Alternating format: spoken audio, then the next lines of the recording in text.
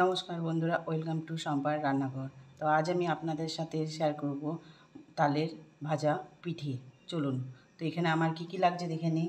এখানে লাগছে আমার কিছুটা মৌরি, চিনি, নারকেল কোড়া, তালের পাল, চালের গুঁড়ো, সুজি এবং দুধ। তো আমি এখানে একটা ফ্রাই প্যান বসিয়ে দিচ্ছি গরম করতে এবং তার মধ্যে আমি দিয়ে দিচ্ছি সুজিটাকে সামান্য ড্রাই রোস্ট করে নেবেন।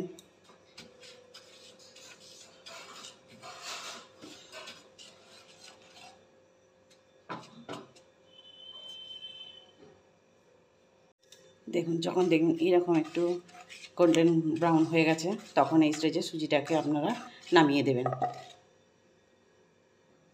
এই সুজিটাকে একটা পাত্রে ঢেলে নেবেন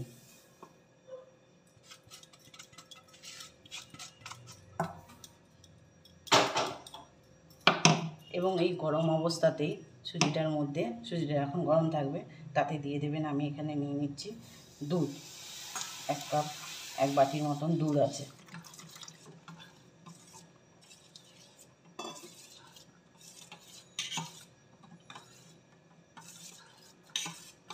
এখানে আমি হাফ বাটি সুজি নিয়েছি, সেই বাটি 1 কাপ এখানে দুধ আছে। এবার এটাকে রেস্টের জন্য রেখে দিচ্ছি যতক্ষণ না সুজিটা ফুলে উঠছে। ওই একই প্যানে আমি মৌরিটাকে একটু হালকা রোস্ট করে নেব।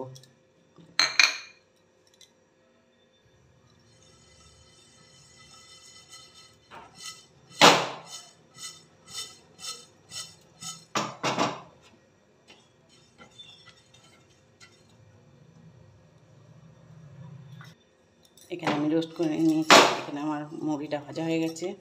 স্টেজে আমি মৌরিটাকে নামিয়ে দিচ্ছি। নামিয়ে দিয়ে এটাকে একটু ক্রাশ করে নেব। এরকম একটা হামানদিস্তা মৌরিটাকে একটু ক্রাশ করে নেব।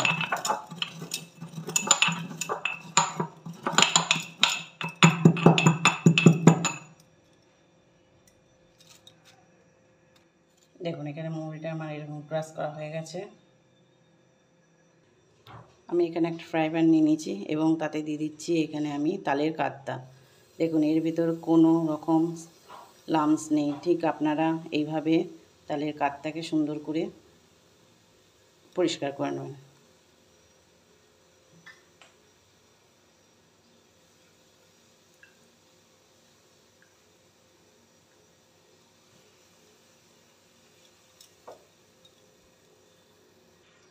এবং তাতে আমি দিয়ে দিচ্ছি নারকেল কোড়াটা।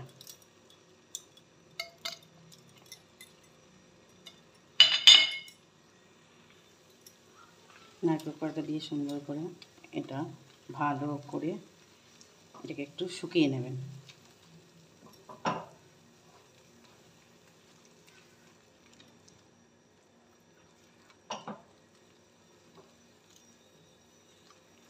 এবং আমি দিয়ে দিচ্ছি এখানে চিনি।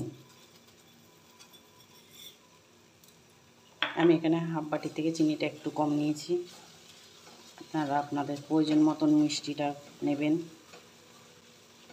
এবার একবার ভালো করে নাড়িয়ে যতক্ষণ এটা থেকে ময়শ্চারাইজার না বের হয়ে যাচ্ছে, ততক্ষণ অবধি এটাকে ভালো করে নেড়ে যাবেন। দেখুন, এখানে আমার তালের পালটা একদম রেডি হয়ে গেছে। তালের মিক্সারটা দেখেছেন কত সুন্দর টান টান হয়ে গেছে। এবার স্টেজে আপনারা এটাকে নামিয়ে দেবেন। ঢাকা সরিয়ে একবার দেখে নিচ্ছি। দেখুন, সুজিটা কি সুন্দর ফুলে গেছে। দেখুন,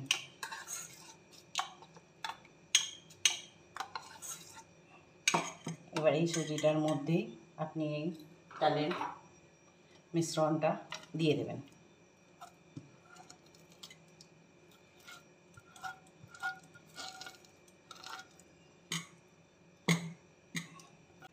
এবং এর মধ্যে এই চালের গুঁড়িটা একে একে নিয়ে নেবেন। নিয়ে এটা সুন্দর করে এটা মাখিয়ে নেবেন।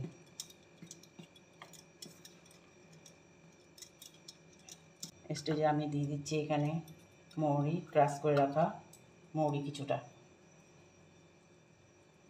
মৌরি দিলে এর ফ্লেভারটা খুব সুন্দর আসে। মৌরিটা আপনার আমার এখানে আরও একটু চাল গুঁড়ির দরকার, আমি এখানে আরেকটু চাল গুঁড়ি নিয়ে নিচ্ছি। দিয়ে ভালো করে আপনারা এরকম দেখুন, আমার এখানে ডোটা মাখা হয়ে গেছে। দেখেছেন কেমন সুন্দর ডোটা তৈরি হয়েছে।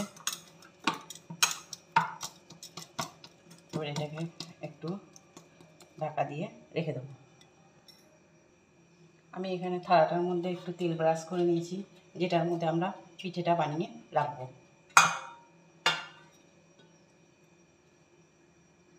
এবার ডোটা কী করে বানাতে হবে দেখুন, এরকম হাতে একটুখানি তেল নিয়ে নেবেন, তেল বুলিয়ে নেবেন। এবার এই ডো থেকে এরকম সুন্দর একটা মণ্ড তৈরি করে নেবেন। এটাকে হাতে এরকম করে গোল করে নেবেন, একটু নিয়ে একটা লম্বা শেপ দিয়ে নেবেন।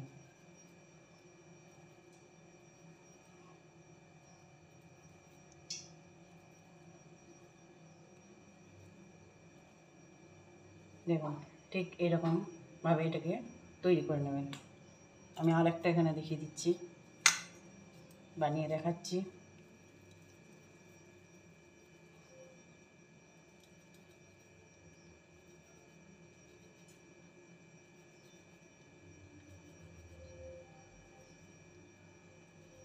আপনারা চাইলে সাইজে এটাকে ছোটও করতে পারেন।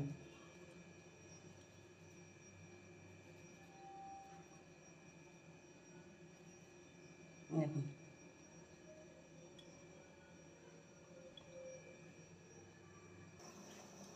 আমি এইভাবে একে একে এগুলোকে সব গড়ে নিয়েছি। দেখুন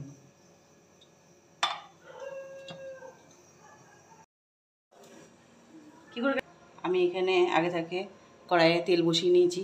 তেলটা আমার গরম হয়ে গেছে। আমি এতে একে একে ভাজা পিঠেগুলোকে সব আস্তে আস্তে দিয়ে দেবো। এই সময় গ্যাসের ফ্লেমটা লো রাখবেন।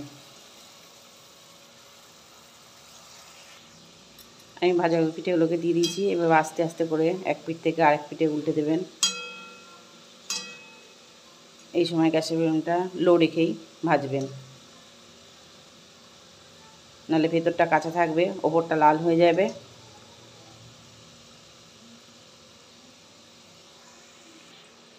দেখুন যখন এরকম সুন্দর লাল লাল ভাজা হয়ে যাবে, তখন এই স্টেজে একটা পাত্রে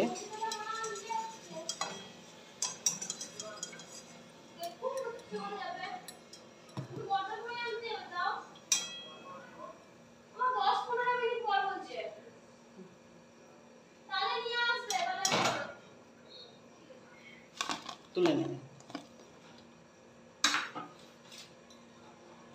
আমি একইভাবে আবার সবগুলোকে ছেড়ে দিচ্ছি।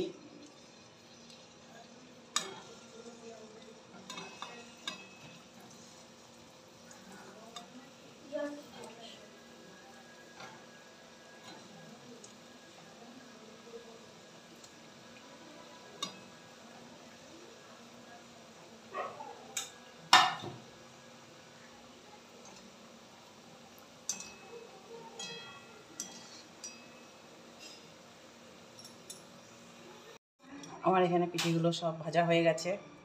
দেখুন কত সুন্দর ভাজা হয়েছে। এবার একটা সার্ভিং প্লেটে আমি সার্ভ করে নেব।